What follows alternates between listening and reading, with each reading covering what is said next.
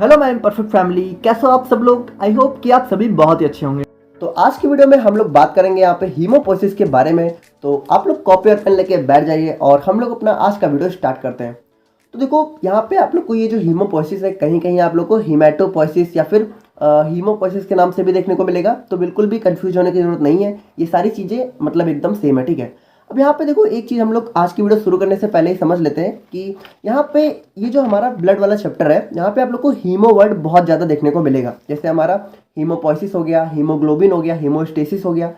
तो ये जो हीमो वर्ड है, ये आप लोगों ने अगर नोटिस किया हो, अगर आप लोगों ने चैप्टर पढ़ा होगा थोड़ा भी, तो आप लोग को दो तरीके से देखने को मिलेगा, ठीक है। कहीं कहीं आप लोग को ये जो है इस तरीके से देखने को मिलेगा HAEMO, ठीक है। यानी कि इसकी जो स्पेलिंग है वो आप लोग को थोड़ा अलग अलग तरीके से देखने को मिलेगी, और कभी कभी आप लोग को ये इस तरीके से देखने को मिलेगा।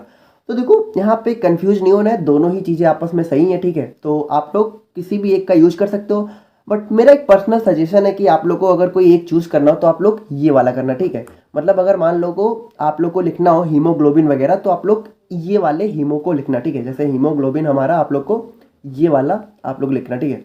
देखो दोनों सही है, मतलब आप लोग को हीमोग्लोबिन इस तरीके से भी देखने को मिलेगा, हीमोग्लोबिन।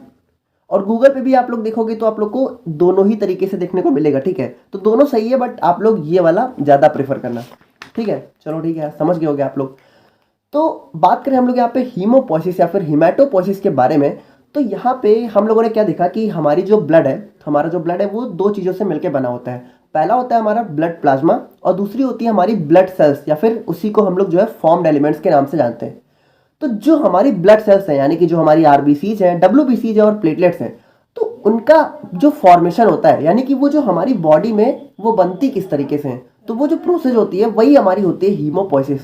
तो यहाँ पे अगर हम लोग अपने इस हीमोपोइसिस वर्ड को ब्रेक डाउन करके देखें, तो जो हमारा हीमो वर्ड होता है वो यहाँ पे थोड़ा ब्लड सेल्स से रिलेटेड होता है, ठीक है। और जो पोइसिस होता है उसका मतलब होता है डेवलपमेंट, यानी हमारी जो ब्लड सेल्स है उनका डेवलपमेंट ही हमारा हीमोपोइसिस कहलाता है, ठीक है। जैसा कि हम लोगों ने ऑलरेडी देख रखा है।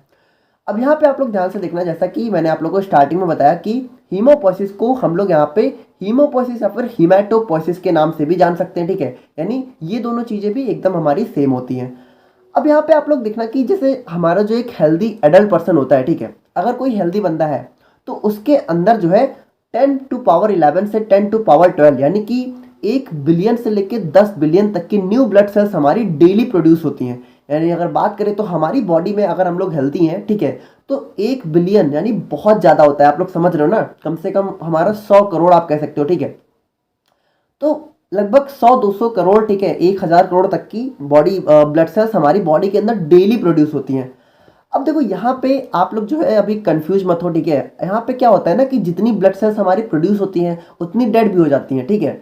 अभी हम लोग इसको आगे देखेंगे तो आप लोग को और अच्छे से समझ में आ जाएगा। जैसे आप लोगों ने अक्सर सुन रखा होगा ना कि 40 साल तक की उम्र तक हमारी बॉडी में खून बनता रहता है, ठीक है, यानी ब्लड का फॉर्मेशन होता रहता है।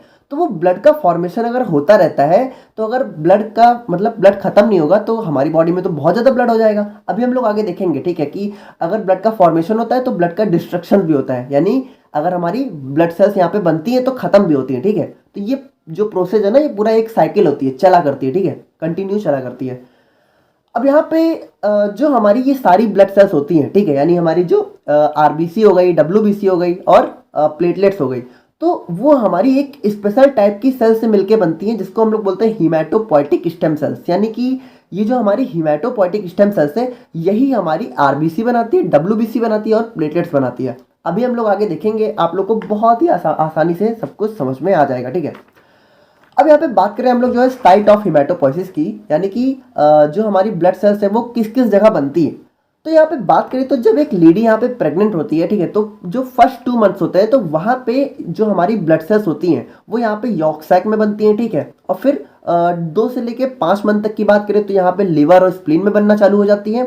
और उसके बाद जो 5 से लेके 9 मंथ होते हैं, ठीक है, तो उसके बाद क्या होता है कि हमारी जो ब्लड सेल्स हैं, ठीक है, वो यहाँ पे लिवर में भी बनती हैं, स्प्लीन में भी बनती हैं, और ज़्यादा पोर्शन उसका बोन मैरो में बनता है, ठीक है। तो अभी हम लोग उस पर आ रहे हैं, आप लोग कंफ्यूज मत हो। और बात करें आफ्टर बर्थ की, यानी कि जब हमारे यहाँ पे जन्म हो जाता है, तो जन्म से लेके यहाँ पे हमारी डेथ तक हमारी जो ब्लड सेल्स हैं वो यहाँ पे हमारी बोन मैरो में ही बनती हैं, ठीक है। और बोन मैरो के अंदर भी स्पेशली हमारी रेड बोन मैरो के अंदर। तो बोन मैरो के बोन वाले चैप्टर में मैंने आप लोग को बताया था कि हमारी जो बोन होती है, जैसे हमारी जो लॉन्ग बोन होती है स्पेशली, जैसे हमारी मान लो ये हमारी बोन है, ठीक है। तो यहाँ पे हमारी बोन्स के अंदर जो है दो बोन मैरो होती है। एक होती है हमारी येलो बोन मैरो, एक होती है हमारी रेड बोन मैरो, ठीक है। तो यहाँ पे देखो, जैसे जब यहाँ पे आप कह सकते हो कि हम लोग जो है थोड़ा 10 से 15 साल तक होते हैं, तो ये जो हमारी बोन मैरो है ना, इसमें ज़्यादातर पोर्शन हमारा रेड बोन मैरो का होता है, ठीक है। यानी रेड बोन मैरो हमारी बहुत ज़्यादा होती है और येलो बोन मैरो हमारी बहुत कम होती है। देखो बिल्कुल भी कंफ्यूज मत हो, ठीक है। अभी अगर कुछ नहीं समझ में आ रहा है तो आप लोग पूरा वीडियो देखना, लास्ट तक आप लोग को सब कुछ समझ में आ जाएगा। तो यहाँ पे आप लोग ध्यान से सुनना, जैसे हमारी जो ब्लड सेल्स है वो कहाँ बनती है, वो हमारी रेड बोन मैरो में बनती है, येलो बोन मैरो में नहीं बनती है। जैसे और यहाँ पे 15 साल तक जो हमारा रेड बोन मैरो है वो यहाँ पे ज़्यादा रहता है। यानी हमारी ब्लड सेल्स की बात करें, यानी हमारे बोन की बात करें, तो इसमें हमारा रेड बोन मैरो का पोर्शन यहाँ पे ज़्यादा होता है और येलो बोन मैरो हमारा कम होता है। लेकिन जैसे जैसे हम लोग बड़े होते जाते हैं, यानी कि जब हम लोग यहाँ पे 18 ईयर्स की एज को क्रॉस कर जाते हैं, तो ये जो हमारी रेड और येलो बोन मैरो का परसेंटेज है वो लगभग बराबर हो जाता है। यानी 50% हमारी बोन के अंदर रेड बोन मैरो होती है और 50% हमारी येलो बोन मैरो होती है। तो यहाँ पे जो ब्लड सेल्स का फॉर्मेशन है वो होता है हमारा रेड बोन मैरो के अंदर बर्थ के बाद, ठीक है। बर्थ से पहले कहाँ कहाँ होता है, बर्थ से पहले हमारा लिवर में होता है, स्प्लीन में भी होता है, ठीक है, और यॉर्क सैक में होता है। यॉर्क सैक में कम होता है सिर्फ फर्स्ट 2 मंथ्स में, ठीक है। यानी फर्स्ट 2 मंथ में हमारा यॉर्क सैक में होता है, फिर ठीक है, फिर 2 से 5 महीने तक यहाँ पे लिवर और स्प्लीन में होता है, 5 से 9 महीने तक यहाँ पे लिवर, स्प्लीन, बोन मैरो इन तीनों जगह होता है। लेकिन आफ्टर बर्थ हमारा सिर्फ बोन मैरो के अंदर हमारी ब्लड सेल्स बनती हैं, ठीक है। लिवर, स्प्लीन में हमारी ब्लड सेल्स का फॉर्मेशन होना यहाँ पे बंद हो जाता है। अब यहाँ पे आप लोग जो है ध्यान से देखना, जैसे हम लोगों ने क्या देखा कि हीमोपोइसिस हमारी सारी की सारी ब्लड सेल्स का प्रोडक्शन होता है। यानी अगर हम लोग बात करें, अगर हम लोग सिंपली बोले कि हमारी पूरी ब्लड सेल्स का प्रोडक्शन क्या कहलाता है, तो वो होता है हमारा हीमोपोइसिस। यानी हीमोपोइसिस या फिर हीमैटोपोइसिस, हीमोपोइसिस या फिर आप लोग को ये जो है हीमैटोपोइसिस के नाम से देखने को मिलेगा, ठीक है। बिल्कुल भी कंफ्यूज नहीं होना, सारी चीजें एकदम सेम है, ठीक है। लेकिन अगर हम लोग बोले कि इंडिविजुअली हमारी आरबीसी के फॉर्मेशन को क्या कहते हैं या फिर डब्ल्यूबीसी के फॉर्मेशन को क्या कहते हैं, तो देखो आरबीसी को हम लोग क्या बोलते हैं, इरिथ्रोसाइट बोलते हैं। तो इस जो हमारी आरबीसी या फिर इरिथ्रोसाइट का फॉर्मेशन होता है उसको हम लोग बोलते हैं इरिथ्रोपोइसिस। देखो बहुत ही सिंपल है, बस आगे पोइसिस हमारा लग जाता है, पोइसिस मतलब फॉर्मेशन। और डब्ल्यूबीसी को हम लोग क्या बोलते हैं, ल्यूकोसाइट्स, तो इसका फॉर्मेशन क्या हो गया, ल्यूकोपोइसिस। और प्लेटलेट्स को हम लोग क्या बोलते हैं, थ्रोम्बोसाइट्स, तो इसका फॉर्मेशन क्या हो गया, थ्रोम्बोपोइसिस। देखो ये सारी चीजें अगर आप लोगों को नहीं पता है तो आप हमारा प्रीवियस लेक्चर देख सकते हो, ठीक है। उसमें हम लोगों ने इन सबको काफी डिटेल में डिस्कस कर लिया है। तो अब हम लोग यहाँ पे थोड़ा शॉर्ट में देखते हैं कि हमारी जो ब्लड सेल्स है उनका फॉर्मेशन हमारा किस तरीके से होता है। अब देखो भैया, इसको देख के बिल्कुल भी डरने की जरूरत नहीं है, ये बहुत ही सिंपल है, बस आप लोग को थोड़ा सा कॉम्प्लिकेटेड लग रहा होगा। पहले आप लोग ये समझो कि हमारी जो ब्लड सेल्स है उनका हम लोगों ने जो क्लासिफिकेशन देखा था वो किस तरीके से था, ठीक है। उसको समझ लेते हैं तो आप लोगों को ये बहुत ही इजीली समझ में आ जाएगा। तो यहाँ पे हम लोगों ने क्या देखा था कि जो हमारी ब्लड सेल्स थी, यानी कि हमारी ब्लड सेल्स में कौन कौन सी सेल्स थी, हमारी आरबीसी थी, ठीक है, आरबीसी। तो आरबीसी को हम लोग क्या बोलते थे, इरिथ्रोसाइट, ठीक है। देखो इस चीज को आप लोग बिल्कुल समझ लो, आरबीसी इरिथ्रोसाइट, डब्ल्यूबीसी ल्यूकोसाइट्स और प्लेटलेट्स हमारा थ्रोम्बोसाइट्स, बिल्कुल अपने दिमाग में बैठा लो। और डब्ल्यूबीसी हमारा क्या था, ल्यूकोसाइट्स। तो डब्ल्यूबीसी के अंदर हम लोगों ने कुछ देखा था, क्लासिफिकेशंस थे हमारे, ठीक है। तो डब्ल्यूबीसी हमारी कितने टाइप की थी, हमारी डब्ल्यूबीसी थोड़ा हमें जो है 2 टाइप की देखने को मिली थी, ग्रेन्युलर और ए ग्रेन्युलर, ठीक है। तो उसके अंदर भी हमारे जो ग्रेन्युलर थे उनके अंदर हमारी कौन कौन सी टाइप्स थी, उनके अंदर था हमारा, याद है आप लोग को ना, उनके अंदर हमारा क्या था, इओसिनोफिल्स, ठीक है। और दूसरा क्या था, दूसरा था हमारा बेसोफिल्स। और थर्ड हमारा क्या था, थर्ड था हमारा यहाँ पे न्यूट्रोफिल्स, ठीक है। ये सारी चीजें आप लोग को याद होनी चाहिए अगर आप लोगों ने हमारा लेक्चर देखा है पुराना वाला, ठीक है, मतलब लास्ट वाला। और जो हमारी ए ग्रेन्युलर थी, ठीक है, वो हमारी क्या थी, उसमें भी हमारे 2 टाइप थे, ठीक है। पहला था हमारा मोनोसाइट्स, ठीक है, मोनोसाइट्स। और दूसरा हमारा क्या था, दूसरा था हमारा लिम्फोसाइट्स। तो यहाँ पे और जो हमारी प्लेटलेट्स थी उसको हम लोग क्या बोलते हैं, उसको हम लोग थ्रोम्बोसाइट्स बोलते हैं, बहुत ही सिंपल है। तो अब आप लोग यहाँ पे ध्यान से देखना, देखो यहाँ पे जो हमारी हिमेटोपोइटिक स्टेम सेल है तो इसी से हमारी सारी की सारी बनती हैं, डब्ल्यूबीसी भी, आरबीसी भी और प्लेटलेट्स भी, ठीक है। तो यहाँ पे देखो जो डब्ल्यूबीसी है, ओ सॉरी, हमारी जो आरबीसी है उसको हम लोग क्या बोलते हैं, इरिथ्रोसाइट्स। तो उसका फॉर्मेशन क्या था हमारा, इरिथ्रोपोइसिस। तो यहाँ पे सबसे पहले हम लोग इसको देखते हैं, इन सबको भूल जाओ आप लोग, ठीक है, इसको हटाओ, ठीक है। यहाँ पे देखो इसको हम लोग थोड़ा साइड रखते हैं ऐसे, ठीक है, इसको हम लोग छुपा देते हैं। तो अब हम लोग यहाँ पे आते हैं सबसे पहले आरबीसी यानी इरिथ्रोपोइसिस पे। तो देखो, अगर हमारी हीमेटोपोइटिक स्टेम सेल्स यहाँ पे प्रो इरिथ्रोब्लास्ट में कन्वर्ट हुई, तो प्रो इरिथ्रोब्लास्ट में कन्वर्ट होने के बाद हमारी वो बन जाती है इरिथ्रोब्लास्ट, और फिर इरिथ्रोब्लास्ट हमारी कन्वर्ट हो जाती है रेटिकुलोसाइट में, और रेटिकुलोसाइट हमारी कन्वर्ट हो जाती है इरिथ्रोसाइट में, और इरिथ्रोसाइट हमारी क्या होती है? आरबीसी। सिंपल है।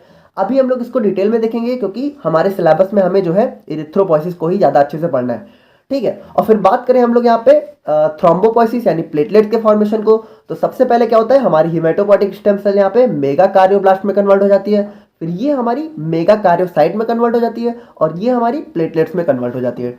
देखो, बहुत ही सिंपल है। सबसे ऊपर होता है हमारा ब्लास्ट, फिर होता है हमारा साइट, फिर आती है हमारी मेन सेल, ठीक है। यानी कि देखो, यहाँ पे मेगा कार्योब्लास्ट, मेगा कार्योसाइट, फिर प्लेटलेट्स। बहुत ही सिंपल है। अब जैसा कि आपको पता है कि जो हमारी डब्ल्यूबीसी है उसके अंदर बहुत सारे टाइप्स होते हैं, ठीक है। तो सबसे पहले जो हमारा ग्रेन्युलर डब्ल्यूबीसी होती है, तो उसमें क्या होता है, आप लोग ध्यान से देखना, जो हमारी हीमेटोपोइटिक स्टेम सेल है वो यहाँ पे सबसे पहले कन्वर्ट होती है माइलोब्लास्ट में, ठीक है। फिर यहाँ पे माइलोब्लास्ट कन्वर्ट हो जाती है बेसोफिलिक माइलोब्लास्ट में, फिर यूसिनोफिलिक माइलोब्लास्ट, और फिर न्यूट्रोफिलिक माइलोब्लास्ट। फिर बहुत ही सिंपल है, बेसोफिलिक माइलोब्लास्ट हमारी बेसोफिल्स में कन्वर्ट हो जाती है, इयोसिनोफिलिक माइलोब्लास्ट हमारी इयोसिनोफिल्स में, और न्यूट्रोफिलिक माइलोब्लास्ट हमारी न्यूट्रोफिल्स में। देखो यार, बहुत ही सिंपल है, बस थोड़ा सा टफ लग रहा है। देखो, बेसोफिल्स में क्या है, बेसोफिलिक, ठीक है, और माइलोब्लास्ट हमारा यहीं से आ गया है, ठीक है, तो बहुत ईजी है। और उसके बाद बात करें तो जो हमारी हिमेटोपोइटिक स्टेम सेल है, ठीक है, अगर वो हमारी यहाँ पे मोनोब्लास्ट में कन्वर्ट होती है, तो वो यहाँ पे फिर मोनोब्लास्ट में कन्वर्ट होने के बाद हमारी मोनोसाइट्स में कन्वर्ट हो जाती है, जो कि हमारी ए ग्रेन्युलर डब्ल्यूबीसी का टाइप है। अब देखो, अगर आप लोग को डब्ल्यूबीसी के टाइप पता है तो बहुत ईजी लग रहा होगा, और अगर नहीं पता है तो बहुत टफ लग रहा होगा। तो इसीलिए मैंने कहा था कि आप लोग जो है लास्ट वीडियो देख लेना, ठीक है। अगर देखी है तो बहुत अच्छी बात है।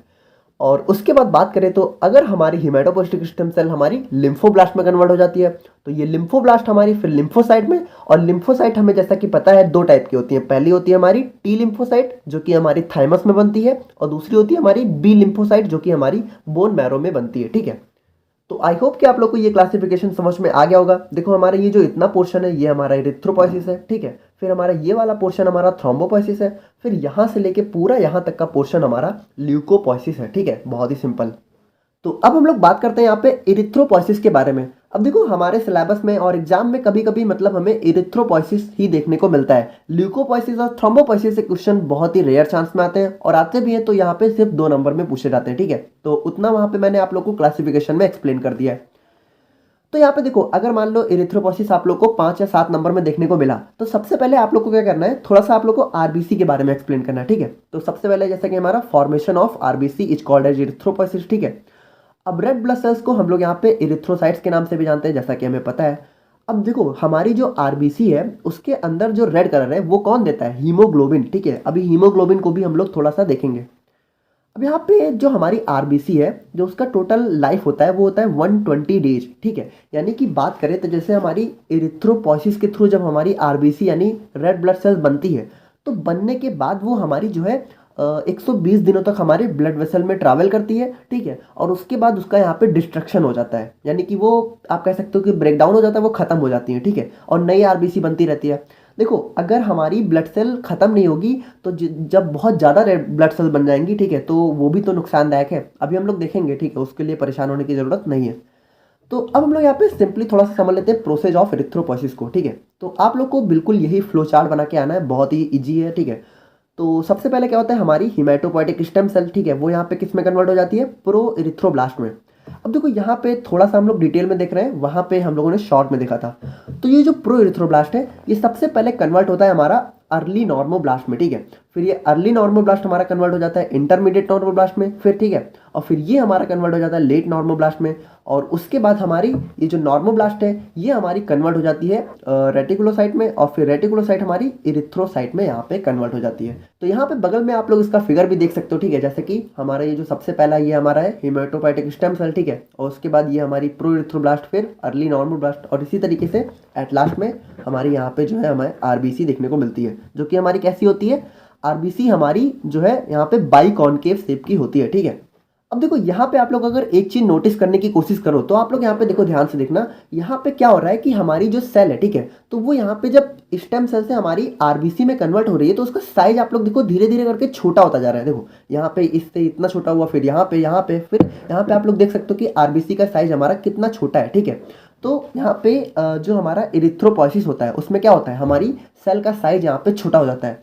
और एक चीज़ और होती है, वो भी आप लोग अगर नोटिस करने की कोशिश करो कि जो हमारा आरबीसी है उसमें हमारा जो न्यूक्लियस है वो गायब हो जाता है। ठीक है, देखो यहाँ पे जो हमारी हिमेटोपोइटिक स्टेम सेल है, तो यहाँ पे आप लोग देखो इसके अंदर न्यूक्लियस है। ठीक है, फिर ये यहाँ पे थोड़ा छोटा हुआ, फिर और छोटा हुआ, फिर और छोटा, फिर और छोटा, फिर हमारा यहाँ पे गायब हो गया। देखो ये हमारा ये जो आप लोग को दिख रहा है ये न्यूक्लियस नहीं है, ये इसको न्यूक्लियस समझने की कोशिश मत करना। ये तो मैंने बस बना दिया है थोड़ा सा, मतलब ऐसा शेप होता है आरबीसी का। ठीक है, ये हमारा न्यूक्लियस नहीं है, इसको आप कह सकते हो कि हीमोग्लोबिन है हमारा। ठीक है, आरबीसी के अंदर हमें हीमोग्लोबिन देखने को मिलता है, न्यूक्लियस वगैरह आरबीसी के अंदर देखने को नहीं मिलता है। ठीक है, तो जैसा कि मैंने आप लोगों को ऑलरेडी एक्सप्लेन कर दिया है कि जो हमारी इरिथ्रोपॉयसिस की प्रोसेस होती है उसमें क्या होता है, हमारा सेल का साइज जो है रिड्यूस हो जाता है। देखो जो हमारी हिमेटोपोइटिक स्टेम सेल है उसका साइज यहाँ पे लगभग 25 उसका जो डायमीटर है वो यहाँ पे 25 माइक्रॉन्स तक का होता है। लेकिन जो हमारी आरबीसी होती है उसका डायमीटर यहाँ पे 7.2 माइक्रॉन तक का बच जाता है। ठीक है, यानी हमारी सेल का साइज यहाँ पे 25 से 7.2 माइक्रॉन तक यहाँ पे रिड्यूस हो जाता है। ठीक है, रिड्यूस मतलब क्या होता है, यहाँ पे सेल का साइज छोटा हो जाता है। और उसके बाद क्या होता है, हमारा जो न्यूक्लियस है वो यहाँ पे डिसअपियर हो जाता है, यानी न्यूक्लियस हमारा गायब हो जाता है। और फिर हमारा हीमोग्लोबिन यहाँ पे अपीयर हो जाता है। ठीक है, और उसके बाद बहुत ही इंपॉर्टेंट जो हमारे सेल ऑर्गेनल्स है वो भी डिसअपियर हो जाते हैं। यानी बात करें तो जो हमारी रेड ब्लड सेल्स होती है उसके अंदर ना तो हमें न्यूक्लियस देखने को मिलता है, ना तो सेल ऑर्गेनल्स देखने को मिलते हैं। सेल ऑर्गेनल्स क्या होता है, वही हमारी माइटोकॉन्ड्रिया, एंडोप्लाज्मिक रेटिकुलम, ये सारी चीज़ें जो भी हमारे राइबोसोम वगैरह होते हैं, इन सबको हम लोग यहाँ पे सेल ऑर्गेनल्स कहते हैं। तो ये सारी चीज़ें हमारी आरबीसी के अंदर नहीं होती हैं। ठीक है, और अब यहाँ पे बात करें हम लोग यहाँ पे इंपॉर्टेंट इवेंट्स ड्यूरिंग इरिथ्रोपॉयसिस, यानी कि हमारे इरिथ्रोपॉयसिस में जो जो सेल यहाँ पे कन्वर्ट हो रही थी तो वहाँ पे कौन कौन सी चीज़ें हो रही थी। जैसे हमारी जब हिमेटोपोइटिक स्टेम सेल है तो उसमें क्या होता है, हमारा इरिथ्रोपॉयसिस स्टार्ट होता है। ठीक है, उसके बाद जब ये हमारी प्रो इरिथ्रोब्लास्ट में कन्वर्ट होती है तो हमारा क्या होता है, हीमोग्लोबिन का सिंथेसिस स्टार्ट हो जाता है। ठीक है, फिर जब हमारी अर्ली नॉर्मोब्लास्ट में कन्वर्ट हो जाती है तो हमारा जो न्यूक्लियोली है वो यहाँ पे डिस्पियर हो जाता है। देखो न्यूक्लियोली क्या होता है, हमारे न्यूक्लियस के अंदर होता है। तो अगर आप लोगों को नहीं पता है तो आप हमारा सेल वाला लेक्चर देख सकते हो। ठीक है, और इंटरमीडिएट नॉर्मोब्लास्ट में क्या होता है, हमारा हीमोग्लोबिन जो है अपीयर होना स्टार्ट हो जाता है। ठीक है, और लेट नॉर्मोब्लास्ट में क्या होता है, हमारा जो न्यूक्लियस है वो पूरा का पूरा डिसअपियर हो जाता है। और फिर रेटिकुलोसाइट में क्या होता है, हमारा जो एंडोप्लाज्मिक रेटिकुलम होता है, ठीक है, वो यहाँ पे फॉर्म होता है। और इरिथ्रोसाइट में क्या होता है, रेटिकुलम जो है हमारा डिसअपियर हो जाता है। ठीक है, और जो सेल है वो हमारी बाइकॉन्केव शेप में हो जाती है और हमें जो है आरबीसी देखने को मिल जाती है। तो अब हम लोग बात करते हैं यहाँ पे रेगुलेशन ऑफ इरिथ्रोपॉयसिस के बारे में। अब ये क्या होता है, तो जैसा कि हम लोगों ने देखा कि इरिथ्रोपॉयसिस में हमारी जो है आरबीसी है उसका प्रोडक्शन होता है। तो देखो यहाँ पे जो हमारी आरबीसी, हमारी जो रेड ब्लड सेल्स हैं वो जो बन रही हैं तो वो एक लिमिट में बने, वही हमारे लिए अच्छा होता है। ठीक है, अगर मान लो बहुत कम बन रही हैं तो भी हमारे लिए नहीं सही है, और अगर बहुत ज़्यादा बन रही है तो भी हमारे लिए बिल्कुल अच्छी बात नहीं है। जैसे कि मान लो अगर हमारी आरबीसी का लेवल जो है बहुत कम हो गया, ठीक है, तो उससे क्या होता है, हमारा टिश्यू हाइपोक्सिया हो जाता है। अब टिश्यू हाइपोक्सिया बेसिकली क्या होता है कि इसमें जो हमारी सेल है उसकी ऑक्सीजन कैरिंग कैपेसिटी यहाँ पे लो हो जाती है। अब देखो इसको आप लोग बहुत ही सिंपली समझो। देखो यहाँ पे जो हमारी आरबीसी है, ठीक है, आरबीसी के अंदर क्या होता है, हीमोग्लोबिन। ठीक है, और मैंने आप लोग को लास्ट वीडियो में बताया था कि जो हमारा हीमोग्लोबिन है उसके अंदर क्या होता है, उसके अंदर होता है हीम। ठीक है, और जो हीम होता है इसके अंदर क्या होता है, इसके अंदर होता है आयरन। और आयरन क्या करता है, आयरन हमारा जो है ऑक्सीजन को बाइंड करता है, यानी हम लोग जो ऑक्सीजन लेते हैं उसको बाइंड करके हमारी पूरी बॉडी में पहुंचाने का काम हमारा आरबीसी ही करता है। बेसिकली आरबीसी के अंदर हीमोग्लोबिन करता है, हीमोग्लोबिन के अंदर आयरन करता है, लेकिन ओवरऑल होता तो आरबीसी के अंदर ही है ना। तो अगर आरबीसी कम हो गई तो हमारी ऑक्सीजन बाइंडिंग कैपेसिटी भी तो कम हो जाएगी, यानी ऑक्सीजन हमारी बॉडी में अच्छे से नहीं पहुंच पाएगी। तो उससे क्या होगा, हमारा टिश्यू हाइपोक्सिया हो जाता है। ठीक है, और अगर मान लो आरबीसी का अमाउंट यहाँ पे बहुत ज़्यादा हो गया तो क्या होगा, हमारी जो ब्लड है उसकी विस्कोसिटी बढ़ जाएगी, यानी हमारा जो ब्लड है वो बहुत गाढ़ा हो जाएगा। अब गाढ़े होने से नुकसान क्या है, देखो आप लोग इसको ऐसे समझो, जैसे ये हमारी ब्लड वेसल है, देखो ब्लड हमारा ब्लड वेसल के अंदर फ्लो होता है। अब अगर मान लो ये बहुत गाढ़ा हो गया, ठीक है, बहुत ज़्यादा, तो यार यहाँ पे ये फ्लो होने में ही दिक्कत होने लगेगी। ठीक है, ये थोड़ा सा जाम होने लगेगा। और अगर जाम हो गया, ठीक है, मान लो अगर हमारा ब्लड एक जगह जम गया तो क्या होगा, हमारी बॉडी में ब्लड की सप्लाई नहीं हो पाएगी। और उससे क्या होगा भाई, हमारी बॉडी में अगर ब्लड ही नहीं पहुंचेगा तो कितनी देर तक हम लोग जिंदा रह पाएंगे, कुछ देर बाद यहाँ पे पेशेंट की डेथ तक हो सकती है। ठीक है, तो ये हमारे लिए बहुत ज़्यादा हार्मफुल है। तो यहाँ पे ये बहुत ही रिक्वायर्ड होता है to maintain a balance of RBC production and destruction. ठीक है, यानी कि जो हमारी आरबीसी है वो एक अच्छे अमाउंट में बने और जिस अमाउंट में बन रही है उसी अमाउंट में डिस्ट्रॉय भी होती रहे, तो उसका जो बैलेंस है वो मेंटेन होना बहुत ज़रूरी है। तो हमारी बॉडी में होता है एक एरिथ्रोप्रोटीन जो कि हमारे रेड ब्लड सेल के प्रोडक्शन को रेगुलेट करता है। यानी कि अगर हमारे बॉडी में मान लो कभी कभी क्या होता है कि हमारी आरबीसी का प्रोडक्शन कम हो जाता है, तो ये जो एरिथ्रोप्रोटीन है ये उसके प्रोडक्शन को यहाँ पे बढ़ाने में हेल्प करता है। ठीक है, अब यहाँ पे देखो जो हमारी बॉडी है उसके अंदर जो हमारी आरबीसी का जो भी अमाउंट है वो यहाँ पे कांस्टेंट बना रहता है, क्योंकि जितनी हमारी आरबीसी बोन मैरो प्रोड्यूस करती है उतनी ही वो यहाँ पे डिस्ट्रॉय भी होती रहती है। तो अब हम लोग यहाँ पे देखते हैं अपनी डिस्ट्रक्शन ऑफ आरबीसी, यानी जो हमारी आरबीसी है वो कैसे यहाँ पे डिस्ट्रॉय होती है और कैसे जो है उसका यहाँ पे ब्रेक डाउन होता है। ठीक है, तो बात करें हम लोग यहाँ पे डिस्ट्रक्शन ऑफ एरिथ्रोसाइट्स के बारे में, तो इसको हम लोग यहाँ पे हीमोलाइसिस के नाम से भी जानते हैं। ठीक है, डिस्ट्रक्शन क्या होता है कि बेसिकली यहाँ पे डिस्ट्रक्शन का मतलब होता है डिस्ट्रॉय। ठीक है, यानी हमारी जो रेड ब्लड सेल्स है वो यहाँ पे कैसे डिस्ट्रॉय होती हैं। ठीक है, तो यहाँ पे जो हमारी आरबीसी है उसका टोटल लाइफ होता है हमें 120 डेज, जैसा कि हमें पता है। और उसके बाद क्या होता है, उसका यहाँ पे ब्रेक डाउन हो जाता है जिसको हम लोग हीमोलाइसिस के नाम से जानते हैं। और ब्रेक डाउन होता कैसे है, हमारी बॉडी के अंदर एक सेल होती है फैगोसाइटिक रेटिकुलो एंडोथेलियल सेल्स। ठीक है, तो इसके द्वारा हमारी आरबीसी का यहाँ पे ब्रेक डाउन होता है। अब यहाँ पे आप लोग अभी देखना इस चीज़ को, ये जो पॉइंट है अभी हम लोग इसको यहाँ पे समझ लेंगे। ठीक है, तो यहाँ पे जैसे मान लो हमारी ये हमारी यहाँ पे क्या है, ये हमारी ब्लड वेसल है और इसके अंदर हमारी आरबीसी फ्लो हो रही है। ठीक है, अब मान लो इसका जो लाइफ है वो यहाँ पे खत्म हो गया, तो सबसे पहले क्या होगा, इसका जो फैगोसाइटोसिस होगा। फैगोसाइटोसिस का मतलब ही होता है ब्रेक डाउन। ठीक है, या फिर कह सकते हो कि आप डिस्ट्रॉय होना। ठीक है, तो फैगोसाइटोसिस होगा हमारी रेड ब्लड सेल्स का। अब आप लोग ध्यान से सुनना, हमारी जो यहाँ पे आरबीसी होती है, ठीक है, आरबीसी, तो उसके अंदर क्या होता है, उसके अंदर हमारा हीमोग्लोबिन होता है, तो हमें पता है। ठीक है, तो हीमोग्लोबिन के अंदर देखो क्या होता है, हीमोग्लोबिन के अंदर होता है हमारा हीम। ठीक है, अभी हम लोग देखेंगे इसको कि हीमोग्लोबिन के अंदर क्या क्या होता है। तो हीमोग्लोबिन के अंदर होता है हमारा हीम पार्ट होता है, फिर ग्लोबिन प्रोटीन होता है। ठीक है, और उसके बाद हमारा होता है आयरन। ठीक है, तो आयरन हमारा यही हीम बाइंड करता है। तो जब हमारा आरबीसी यहाँ पे रिलीज होता है, तो सब जब उसका ब्रेक डाउन होता है तो सबसे पहले आयरन रिलीज होता है, फिर हीम, फिर ग्लोबिन। ठीक है, यानी तीनों यहाँ पे रिलीज हो जाते हैं। अब यहाँ पे जो हमारा आयरन है और ग्लोबिन है ये यहाँ पे ये दोनों रिसाइकिल हो जाते हैं। ठीक है, आयरन यहाँ पे जो है रिसाइकिल होकर फिर से हमारी रेड ब्लड सेल के प्रोडक्शन में चला जाता है, यानी कि फिर से यहाँ पे आयरन से हमारी जो आरबीसी है उसका प्रोडक्शन होने लगता है। ठीक है, और ग्लोबिन यहाँ पे एक टाइप का प्रोटीन होता है। ठीक है, जो कि यहाँ पे अमीनो एसिड्स में कन्वर्ट हो जाता है। तो अमीनो एसिड्स बेसिकली हमारी बॉडी में प्रोटीन बनाने का काम करते हैं। ठीक है, तो यहाँ पे ये भी हमारा रिसाइकिल हो जाता है। लेकिन ये जो हमारा हीम है ये हमारा वेस्ट प्रोडक्ट होता है। ठीक है, तो ये यहाँ पे क्या होता है, ये हमारा यहाँ पे लिवर में चला जाता है, और लिवर में जाने के बाद यहाँ पे ये हमारा बिलीरुबिन में कन्वर्ट हो जाता है। ठीक है, और लिवर से हमारा ये स्मॉल इंटेस्टाइन से हमारा लार्ज में, और फिर ठीक है, और लार्ज इंटेस्टाइन से हमारा ये किडनी में चला जाता है, और किडनी से हमारा ये यूरिन के थ्रू यहाँ पे हमारी बॉडी से बाहर निकाल दिया जाता है। ठीक है, बहुत ही सिंपल है। आई होप कि आप लोग को इरिथ्रोपोइसिस की प्रोसेस पूरी समझ में आ गई होगी। ठीक है, सबसे पहले हमारी आरबीसी बनती है, उसके बाद क्या होता है 120 डेज तक हमारी ब्लड वेसल में सर्वाइव करती है, और उसके बाद उसका यहाँ पे डिस्ट्रक्शन हो जाता है। ठीक है, तो अब हम लोग यहाँ पे अपनी आज की वीडियो का लास्ट पार्ट डिस्कस कर लेते हैं, जो कि हमारा फॉर्मेशन ऑफ हीमोग्लोबिन। तो देखो जैसा कि हमें पता है कि हीमोग्लोबिन क्या होता है, हमारी आरबीसी के अंदर प्रेजेंट होता है, और ये हमारा एक टाइप का पिगमेंटेड प्रोटीन होता है। देखो पिगमेंट का मतलब क्या होता है, जो हमारा थोड़ा कलर से रिलेटेड होता है। ठीक है, यानी पिगमेंटेड हमारी वो सारी चीज़ें होती हैं जो कलर प्रोवाइड करती हैं। ठीक है, यानी किसी चीज़ को कलर देती हैं। तो हीमोग्लोबिन हमारी आरबीसी को रेड कलर ही तो देता है, इसीलिए हमारा यहाँ पे ये पिगमेंटेड प्रोटीन होता है। अब हमारी जो हमारा हीमोग्लोबिन है, तो इसके अंदर क्या होता है, इसके अंदर 4 हीम और 4 ग्लोबिन चेन्स होती है। अब इस वाले फिगर से आप लोग बहुत ही इजीली समझ सकते हो। देखो हमारा हीमोग्लोबिन के अंदर क्या होता है, 4 ग्लोबिन चेन्स, ठीक है, और 4 हीम यूनिट्स। ठीक है, और देखो ये जो हमारा हीम है इसके अंदर क्या होता है, इसके अंदर होता है आयरन, और आयरन क्या करता है, आयरन हमारा O2 को बाइंड करता है। तो देखो एक हीमोग्लोबिन के अंदर 4 हीम, 4 हीम के अंदर 4 आयरन एटम, और 4 आयरन एटम हमारे कितने O2 को बाइंड करेंगे, 4, यानी एक हीमोग्लोबिन हमारा 4 मॉलिक्यूल्स ऑफ ऑक्सीजन को बाइंड करता है। ठीक है, बहुत ही सिंपल है।